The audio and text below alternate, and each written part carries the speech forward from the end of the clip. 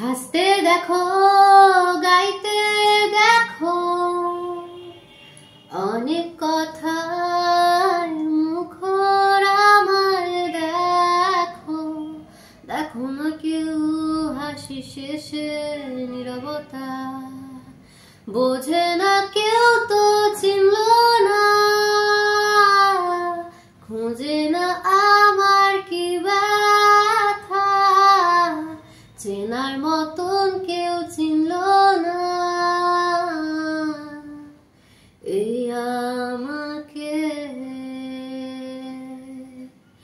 আওয়াজ সুরের বুকে